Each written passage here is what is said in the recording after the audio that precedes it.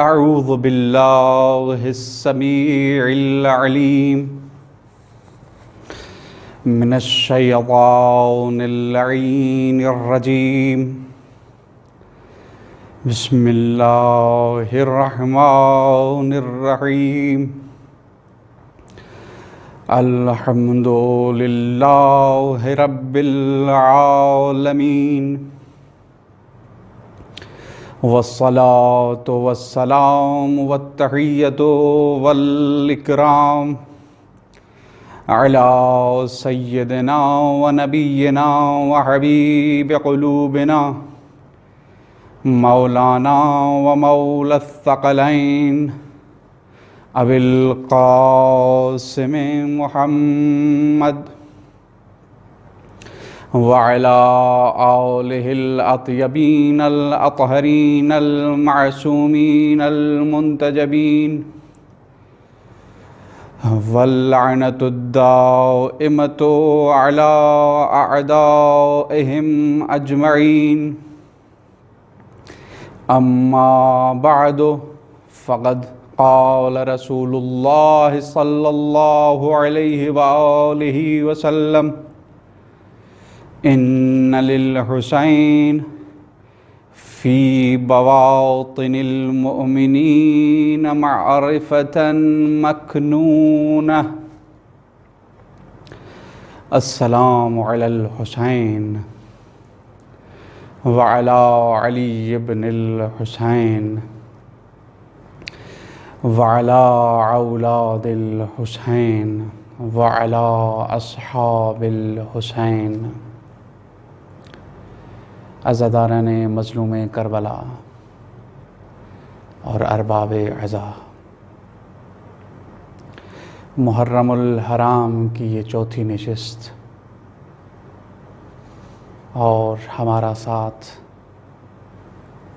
آج اپنے چوتھے سفر میں داخل ہو چکا ہے. خداوند متعال کے لطف و احسانات ہیں کہ جس نے ہمیں اپنے حبیب کے نواسے کے غم میں فرش عزا بچھانے، ذکر کرنے کی توفیق عطا فرمائی. محرم الحرام کے دن، اس ماہ مصیبت و حزن و ملال کے دن، جہاں پر فردی اصلاح کی گنجائش خداوند متعال نے ان دنوں میں، ان راتوں میں رکھی ہے، وہاں پر اس معاشرے کی مشکلات اور معضلات اور مسائل کے حل کی گنجائش بھی، اور اس کے حل کے بارے میں سوچنے، پرکھنے، سمجھنے کی گنجائش بھی اسی ایام میں خداوند متعال نے رکھی ہے. جس طرح خداوند متعال ان خاص دنوں میں اپنے خاص رزق بقا اور رزق زیارت بانٹتے ہیں، انہی دنوں میں خداوند متعال ہمیں یہ فرصتیں، ہمیں یہ سنہری موقع عطا کرتا ہے کہ ہم انسانیت اور معاشرے کی اصلاح کے بارے میں سوچیں اور سمجھیں اور عمل کریں. زمانے کی مشکلات، زمانے کے مسائل، زمانے کے معضلات کو دیکھ کر ہمیں یہ سوچنا چاہیے کہ آخر وہ کون سا موڑ ہے، وہ کون سا نقطہ کمال ہے جو انسانیت سے دور ہو گیا ہے، وہ کون سا موڑ ہے جہاں پر انسانیت رک کر اپنے امام کی ہمراہی کے ساتھ آگے بڑھنا چاہیے تھا، لیکن ہم وہاں سے تیزی سے گزر چکے ہیں. میرا ناقص عقل، میرا فہم یہی تصور کرتا ہے، یہی سمجھتا ہے کہ ہم ایسے موڑ کو پیچھے چھوڑ کر آئے، یا پھر یوں کہیے ہم اس موڑ تک پہنچ ہی نہیں سکے، رسائی حاصل تک نہیں کر سکے کہ جس موڑ سے دنیاوی مشکلات، دنیاوی بحران، دنیاوی مسائل کو پل بھر میں حل کر سکتے ہیں۔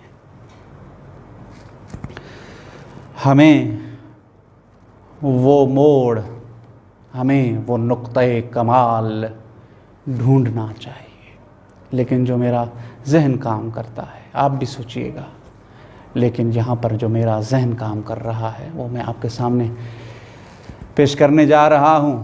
بعض مفکرین، محققین نے بھی اسی طرف اشارہ کیا ہے اور فرمایا ہے کہ اس دور کو بھی ایک حسین کی ضرورت ہے، اس دور کو حسین کی ضرورت ہے، حسینیت کی ضرورت ہے، اور اس دور کے مختلف بحرانوں، مختلف مسائل، مختلف مشکلات کو حل کرنے اور ان کی گرہیں کھولنے والا موضوع عاشورہ ہے۔ محققین یہ فرماتے ہوئے نظر آتے ہیں، علماء یہ بیان کرتے ہوئے نظر آتے ہیں، اہل معرفت یہ کہتے ہوئے نظر آتے ہیں کہ پوری تاریخ بشریت اٹھا لیجئے، لیکن جس طرح امام حسین علیہ السلام نے حق و باطل کے راستوں کو جدائی بخشی ہے، حق اور باطل کے راستے کو ایک دوسرے سے دور کر کے معاشرے کے سامنے رکھا ہے، تاریخ میں اس کی مثال کہیں نہیں ملتی۔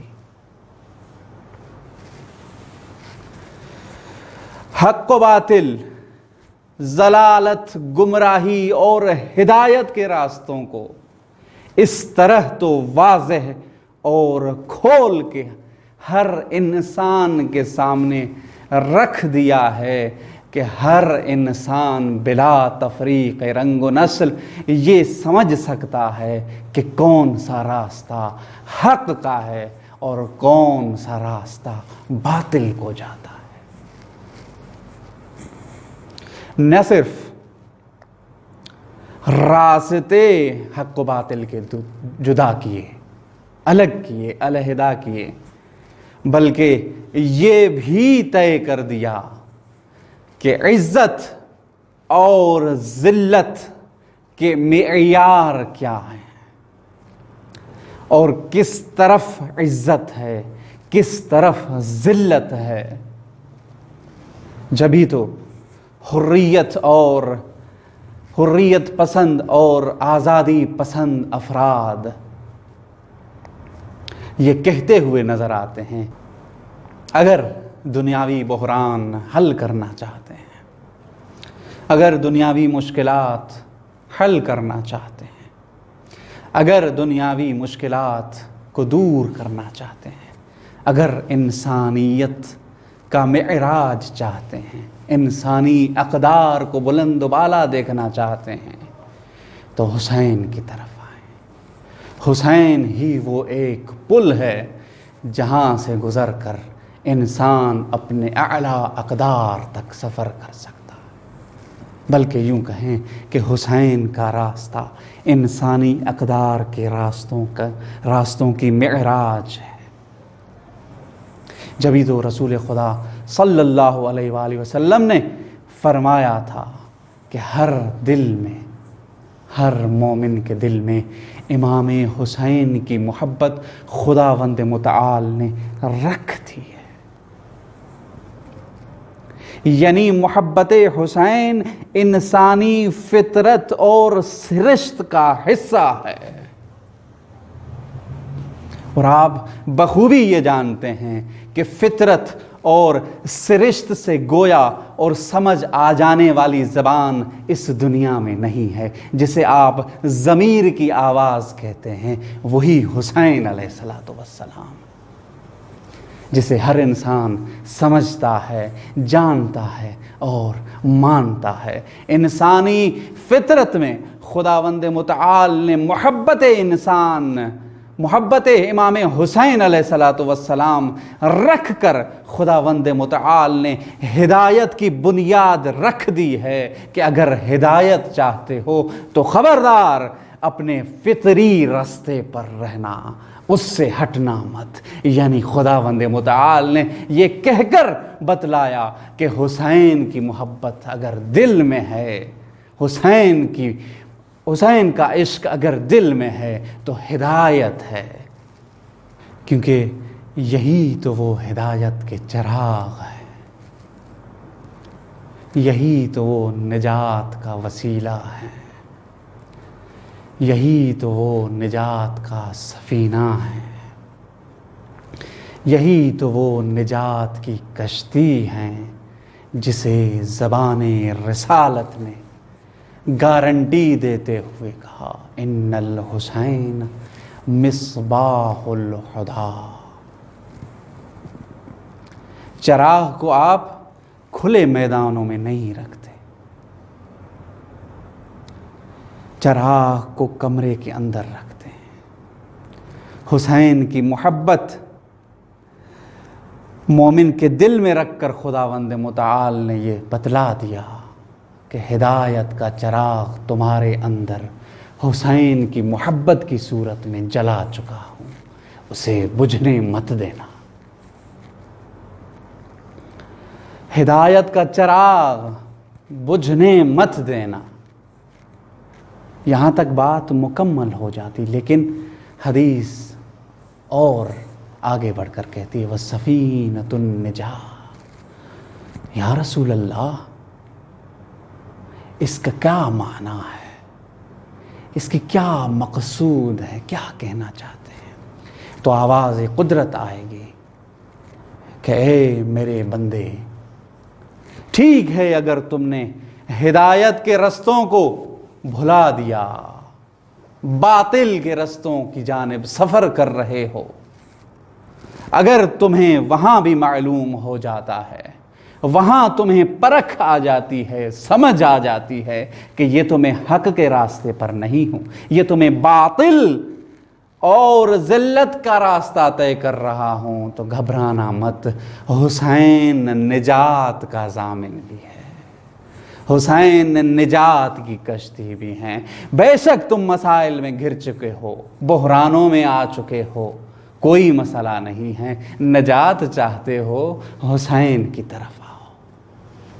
حسین نجات کے ضامن ہے، حسین نجات کی کشتی ہیں، حسین نجات کے سفینہ ہیں۔ یہاں تک کہ روایات میں ہے کہ ائمہ اطہار ہی فرماتے ہیں کہ ہم سب نجات کی کشتی ہیں، لیکن حسین کی کشتی ہم سب سے فرق رکھتی ہے، حسین کی کشتی سب سے بڑی ہے۔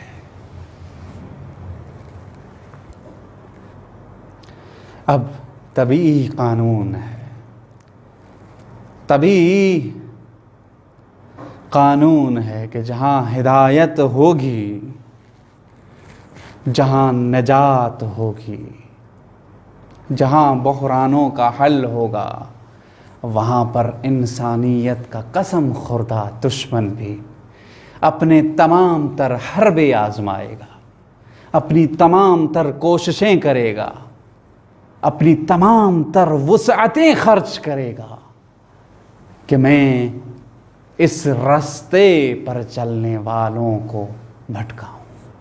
خدا سے یہ وعدہ کیا تھا اس نے کہ میں بھٹکاؤں گا،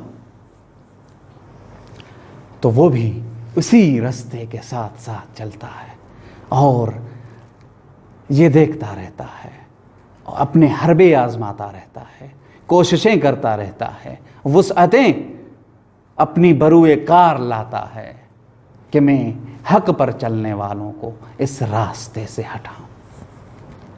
یہ آج کے دور میں یہ جو حسین پر یا حسین سے وابستہ ہر ایک چیز پر حملے ہو رہے ہیں، مجالس ہوں، تعزیہ داری ہو، یا پھر علم سجانا ہو، سوار کرنا ہو، نصب کرنا ہو، ان پر حملے ہو رہے ہیں، سبیل امام حسین جو بلا تفریق رنگ و نسل، بلا تفریق مذہب و ملت امام حسین کے نام پر پانی پلایا جاتا ہے، ان پر حملے ہوں۔ یہ دشمن کے حملے ہیں، یہ انسانیت کہ قسم خوردہ دشمن کے حملے ہیں کہ کسی طرح میں یہ نور خدا خاموش کر سکوں، کہ کسی طرح میں ان حق کا ساتھ دینے والوں کو اپنے راستے سے ہٹاؤں۔ خبردار، آپ شعائر حسینی کو مٹنے نہ دینا۔ ایک سبیل اگر کوئی بند کرانا چاہتا ہے تو اس گلی میں 2 سبیلیں لگنی چاہیے۔ ایک مجلس پر اگر پابندی ہو جاتی ہے تو اس روڈ پر مجلس کو لے کے آ جانا چاہیے اور دنیا کو بتلانا چاہیے، یہ دنیا کو بتلائیں کہ ہم پرامن قوم ہیں، ہم فقط یہ چاہتے ہیں کہ مجلس عزا منعقد ہو۔ جس طرح اس مجلس میں امن و امان ہے، اسی طرح اس ملک کو، اس مملکت کو امن و امان اپنے گھیرے میں لے لے۔ یہ حملے کیوں ہو رہے ہیں؟ کبھی سوچا ہے آپ نے؟ اس کی دلیل فقط یہ نہیں ہو سکتی کہ ہمارے بحرانوں کا حل حسین اور حسینیت ہے۔ یہ دلیل اکیلی کافی نہیں ہے میرے خیال میں، سوچئے گا آپ بھی اس بات پر۔ یہ دلیل اکیلی کافی نہیں ہے، دلیل ہو سکتی ہے کہ انہیں حسین سے بغض ہے، اور ہے، لیکن یہ اکیلی دلیل نہیں ہے۔ یہاں پر ایک اور دلیل بھی ہو سکتی ہے، بلکہ بہت سے دلائل ہو سکتے ہیں۔ سوچئے گا، لمحہ فکریہ ہے، آپ کے لیے سوال چھوڑے جا رہا، بہت سے دلائل ہو سکتے ہیں، لیکن ایک اہم ترین اور عظمت والی دلیل بھی ہے، وہ یہ ہے کہ روایات میں ہمیں ملتا ہے کہ امام زمان عجل اللہ تعالی فرجہ شریف جب ظہور فرمائیں گے، اس جہان کو اپنے نور سے منور فرمائیں گے، تو ان کے قیام کا مرکز و محور انتقام خون حسین ہے۔ اسی وجہ سے دشمن یہ چالیں چلتا ہے، دشمن یہ کوششیں کرتا ہے، دشمن یہ حربے استعمال کرتا ہے کہ کسی طرح ذکر حسین کو بند کر دیا جائے، کسی طرح اس ذکر حسین کے آگے رکاوٹیں ڈالی جائیں، کسی طرح اس ذکر حسین کو انسانی ذہنوں سے فراموش کیا جائے کہ انتقام کا محور اور مرکز تبدیل کر دیا جائے۔ لیکن خداوند متعال ان سب سے زیادہ اور اچھی تدبیر کرنے والا ہے۔ قرآن میں فرماتے ہیں یریدون ان یطفئوا نور اللہ بافواہہم، کیا تم اپنی پھونکوں سے یہ نور خدا کو خاموش کرنے کا ارادہ رکھتے ہو؟ نہیں، اس نور کو جس نے مومن کے دل میں جلایا ہے وہی اس نور کو باقی رکھے گا، قیامت تک باقی رکھے گا، ظہور قائم تک باقی رکھے گا، اور وہی صاحب عزا ہے، حقیقی صاحب عزا وہی ہے۔ یہ مجلسیں رکنی نہیں، یہ تعزیہ داری کبھی نہیں رکے گی، یہ مجالس کے جلوس، مجالس کا اہتمام، یہ ماتم کے جلوس کبھی بھی نہیں رکیں گے۔ اس کا صاحب، اس کا حقیقی وارث ابھی بھی زندہ ہے۔ جب تک وہ اس جہان کو اپنے نور سے منور نہیں کر سکتے اور اس جہان کو اپنے ہاتھوں میں نہیں لے لیتے، تب تک یہ مجلسیں، یہ ماتم، یہ جلوس عزا چلتے رہیں گے۔ ایک اور رخ، ایک نئی بات جو یہاں پر کھلتی ہوئی نظر آتی ہے۔ فقط اشارہ کرتے ہوئے اپنے مطلوب کی طرف میں بڑھتا ہوں کہ جب ہم روایات پر نگاہ ڈالتے ہیں تو ہمیں یہ ملتا ہے کہ امام زمانہ عجل اللہ تعالی فرجہ الشریف جب اس دنیا میں تشریف لائیں گے، اپنے وجود سے اس جہان کو منور فرمائیں گے، ظہور فرمائیں گے، تو کعبے کے اندر، کعبۃ اللہ کے اندر رکن اور مقام ابراہیم کے درمیان کھڑے ہو کر 5 منادی دیں گے،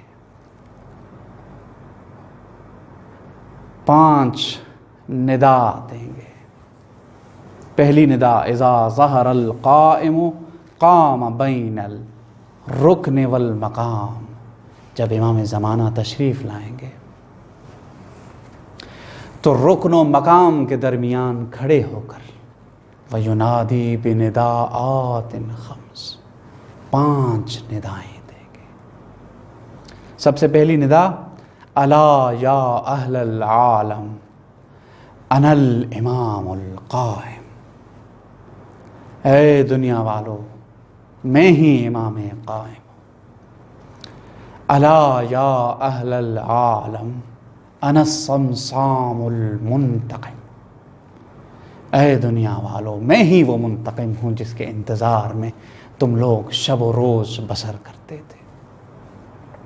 تیسری ندا جو میری مطلوب و مقصود ہے، اس پر تھوڑی توجہ دیجیے گا۔ الا یا اہل العالم ان جد الحسین قتلوہ عطشانا، یہاں پر رک کر تھوڑا سوچیں، تھوڑا سمجھیں، اپنی فکروں کو پرواز دیں۔ کبھی آپ نے یہ سوچا ہے کہ امام زمان علیہ الصلوۃ والسلام نے اپنا تعارف اس طرح سے کیوں کروایا کہ اے دنیا والو میرے جد حسین کو پیاسا مارا گیا؟ کیا وجہ ہے؟ نام نبی کا نام ہے، ہم نام پیغمبر اسلام ہیں، اولاد پیغمبر اسلام ہے، لیکن تعارف حسین علیہ الصلوۃ والسلام سے ہو رہا ہے، خود کروا رہے ہیں۔ کیا فلسفہ ہو سکتا ہے؟ کیا حکمت ہو سکتی ہے؟ خدا جانے کیا حکمت ہے، لیکن اس پر سوچئے گا۔ تعارف بھی ایسا تعارف قتلوہ عطشانا، پہلے شہادت کا ذکر کر رہے ہیں، پھر شہادت سے قبل کی مصیبتوں کا ذکر کر رہے ہیں۔ یہ فرش عزا انہی دریچوں کو کھولنے کا ذریعہ ہے۔ یہ مجلسیں ہمیں یہ سوچنے پر مجبور کرتی ہیں کہ امام زمان علیہ الصلوۃ والسلام اپنا تعارف امام حسین سے اس طرح کیوں کرواتے ہیں؟ کبھی سوچا ہے کہ جب امام تشریف لائیں گے تو ان کے اصحاب کے ہاتھوں میں جو پرچم ہوں گے وہ سیاہ کیوں ہوں گے؟ آخر وہ پرچم سیاہ کیوں ہوں گے؟ ان پرچموں پر یا لسارات الحسین کے نعرے کیوں نقش ہوں گے؟ آخر کیوں؟ کیا وجہ ہے؟ یہاں پر میں اپنا عقیدہ بیان کروں۔ میرا عقیدہ ہے کہ یہ پرچم پر نقش اور سیاہ پرچم ہمیں یہ بتلاتے ہیں کہ امام کے انصار، امام کے ہمراہی، امام کے ہمراہ وہی ہوں گے جو اس فرش عزا پر آتے ہیں۔ امام کے اصحاب میں وہی عزادار ہوں گے جو امام مظلوم کی عزاداری میں مصروف عمل رہا کرتے ہیں۔ جب امام زمانہ علیہ الصلاۃ والسلام تشریف لائیں گے تو یہ مجلسوں میں آنے والے عزادار، یہ ماتمی انجمنوں میں شریک ماتمی، یہی وہ افراد ہوں گے جو امام کی نصرت کریں گے، امام کے ساتھ، امام کے رکاب میں دشمنان دین و اسلام کے ساتھ جنگ کریں گے۔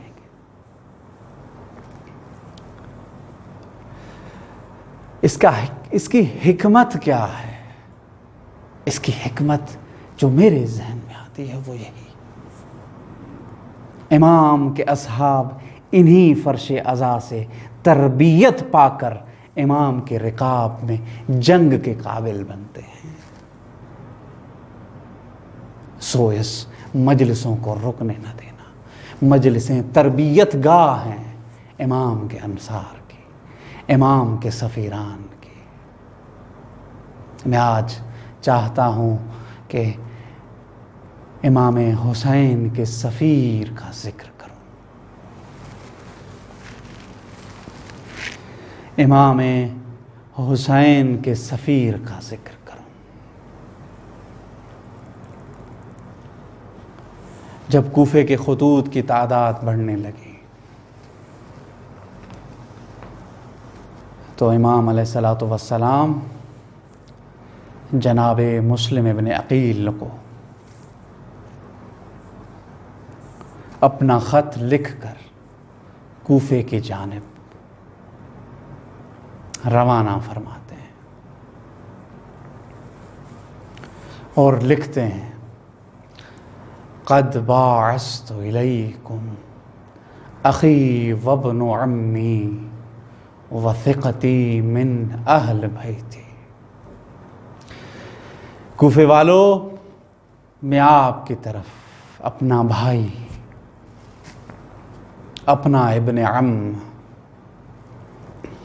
اپنا اعتماد بھیج رہا ہوں، اور قضا و قضا۔ جناب مسلم کوفہ تشریف لاتے ہیں۔ بعض مقاتل نے لکھا 18,000 تک جناب مسلم ابن عقیل کے ہاتھ پر بیعتیں ہوئیں۔ وقت گزرتا گیا، ایک ایسا موقع آیا کہ نماز مغرب میں جو مسلم ابن عقیل کے پیچھے پڑھی جا رہی تھی، امامت میں ان کی پڑھی جا رہی تھی، کچھ افراد چلے جاتے ہیں۔ نماز عشاء جب جناب مسلم ختم کرتے ہیں تو جب پیچھے مڑ کر دیکھتے ہیں تو کوئی ایک فرد بھی نظر نہیں آتا۔ یہاں پر ایک چھوٹا سا جملہ میرا یاد رکھیے گا کہ جناب مسلم تمہید ہے کربلا کی، مقدمہ ہے کربلا کا، دیباچہ ہے کربلا کا۔ کیا مطلب؟ میں یوں کہوں کہ جناب مسلم کی مصیبتیں در حقیقت وہ خلاصہ تھیں جو تفصیل کے ساتھ 10ویں کے دن امام حسین اور اصحاب پر گرنے والی تھی، ٹوٹنے والی تھی۔ یہاں مسلم مسجد میں اکیلے ہو جاتے ہیں۔ عصر عاشور ہوگا، امام حسین تنہا اور اکیلا میدان کربلا میں کھڑے ہو کر یہ صدا دیتے ہوئے نظر آئیں گے، حل من ناصر ینصرنا، حل من مغیث یغیثنا۔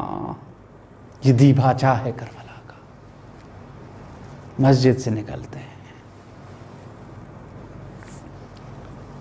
رات ہو جاتی ہے، ایک جگہ بیٹھ جاتے ہیں، اس گھر میں تشریف لے جاتے ہیں، اور وہ گھر جناب طوعا کا بتایا جاتا ہے۔ یہ جناب طوعا حضرت زینب سلام اللہ علیہا کی تفسیر کی کلاس میں شرکت کیا کرتی تھی جب امام علی کے دور حکومت میں امام وہاں رہا کرتے تھے۔ وہ جناب طوعا دیکھ کر کہتی ہیں اجنبی کون ہو، ایک دفعہ تعارف نہیں کرواتے۔ جناب طوعا کہتی ہیں چلے جاؤ، اچھا نہیں ہے، اچھا نہیں لگتا کہ کوئی نامحرم میرے گھر کے سامنے بیٹھے۔ میں کہوں گا طوعا یہی وہ شخصیت ہے جس گھرانے نے تمہیں یہ تربیت عطا کی ہے کہ نامحرم اور محرم کی شناس رکھو۔ یہ مسلم ابن عقیل ہیں، یہ امام حسین کے اعتماد کا نام ہے۔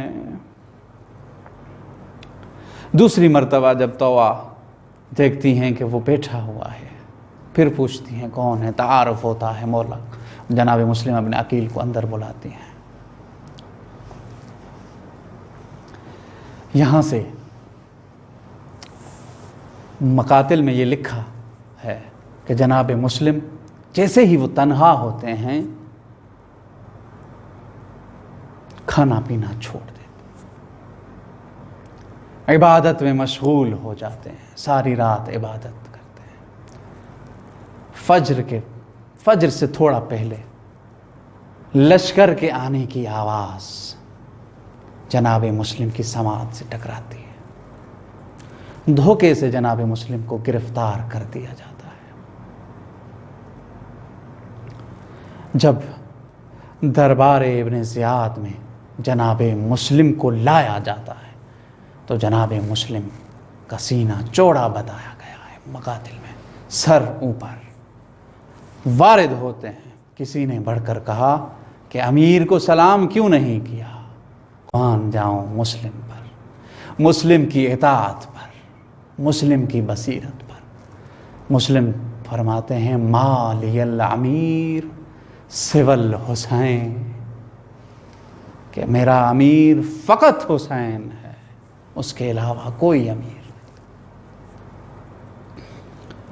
جب یہ تیور ابن زیاد دیکھتا ہے، کچھ گفتگو ہوتی ہے، غصے میں آ جاتا ہے ابن زیاد، کہتا ہے جا کر دارالامارہ پر اوپر لے جا کر ذبح کر دو اور پھینک دو نیچے۔ اب مجھے نہیں معلوم ہاتھوں میں رسیاں، پاؤں میں بیڑیاں، گلے میں رسی، کس طرح سے جناب مسلم کو دارالامارہ کے اوپر لے جایا گیا۔ آخرکار دارالامارہ تک پہنچ گئے۔ جیسے ہی دارالامارہ کے اوپر مسلم بن عقیل کھڑے ہوتے ہیں تو جلاد کہتا ہے اپنا سر جھکاؤ، اپنا سر جھکاؤ۔ تو یہ مرام ہے عاشورائی ہونے کا کہ وہ کہتا ہے کہ یہ سر، جناب مسلم فرماتے ہیں یہ سر کٹ تو سکتا ہے لیکن کسی کے آگے جھک نہیں سکتا۔ یہ فقط جھکتا ہے تو وقت نماز خدا کی عبادت میں جھکتا ہے یا پھر اپنے امیر حسین کی آگے جھکتا ہے۔ جیسے ہی یہ جملات سنتے ہیں تو مارنا شروع کرتے ہیں۔ ایک منزل پر حسین رک جاتے ہیں، تڑپ کر خیمے سے نکلتے ہیں، ان کے پیچھے امام سجاد نکلتے ہیں۔ مولا عباس دیکھتے ہیں کہ حالات متغیر ہیں، تبدیل ہیں، آگے بڑھ کر ہاتھ جوڑ کر عرض کرتے ہیں آقا میرے مولا، میرے سید و سالار، کیا ہوا ہے؟ امام علیہ الصلوۃ والسلام کہتے ہیں کہ عباس دیکھ سکو گے؟ مولا عباس کی کیفیت چینج ہو جاتی ہے، کہنے لگتے ہیں مولا میرا مسلم تو ٹھیک ہے امام حسین فرماتے ہیں عباس ان دو انگلیوں کے درمیان دیکھو۔ اب جیسے جناب عباس آگے بڑھ کے دیکھتے ہیں تو جناب مسلم کھڑے ہوتے ہیں اور دشمن وار پہ وار کیا جاتا ہے۔ کوئی تلوار کا قبضہ مارتا ہے، کوئی تازیانہ مارتا ہے۔ میں نے عرض کیا کہ یہ مقدمہ ہے کربلا کا، جو بھی مصیبتیں کربلا میں ہونے والی ہیں وہ جناب مسلم نے سہی ہیں۔ جناب عباس کی کیفیت چینج ہو جاتی ہے، قبضہ تلوار پر ہاتھ رکھ کر مولا کو کہتے ہیں مولا آپ تو امام ہیں، اعجاز آپ کے گھر میں ہے، مولا اس ہوا کو حکم دیجئے مجھے کوفہ بھیجیں، میں مسلم کو بچا لاؤں۔ امام کہتے ہیں عباس عباس عباس۔ جب یہ مولا عباس کے کانوں تک پہنچتی ہے آواز، یہ کہتے ہیں عباس تمہیں اور جنگ لڑنی ہے۔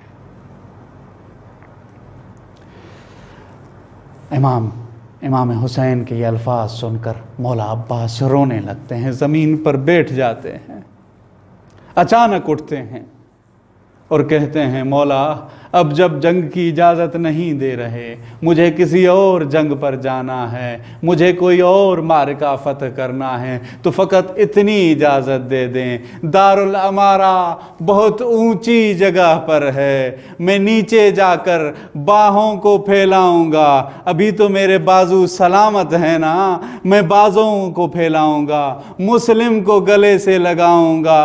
امام حسین کہتے ہیں عباس ادھر آؤ، دوبارہ دو انگلیوں کے درمیان دیکھو، تو جیسے ہی جناب عباس آگے بڑھ کر دو انگلیوں کے درمیان دیکھتے ہیں، کیا دیکھتے ہیں؟ ایک 18 سالہ ضعیفہ ہے جس کا ایک ہاتھ اپنے زخمی پہلو پر ہے، دوسرے ہاتھ سے دامن کو پھیلائے کہتی ہوئی نظر آتی ہیں آ میرے حسین کے اعتماد، میں تمہارے لیے جولی پھیلائے ہوئے ہوں۔ جیسے ہی جناب مسلم دارالامارہ سے نیچے گرتے ہیں، حق کیا بنتا ہے کہ لاش کو اٹھایا جائے، مگر نہیں، لوگوں نے شور مچانا شروع کر دیا، کہا رسیاں لے کر آؤ۔ رسیاں لائی گئیں، جناب مسلم کے پیروں میں باندھ کر گلی بگلی، کوچہ بکوچہ پھیرایا گیا۔ الا لعنت اللہ علی القوم الظالمین، سيعلم الذين ظلموا أي منقلب ينقلبون۔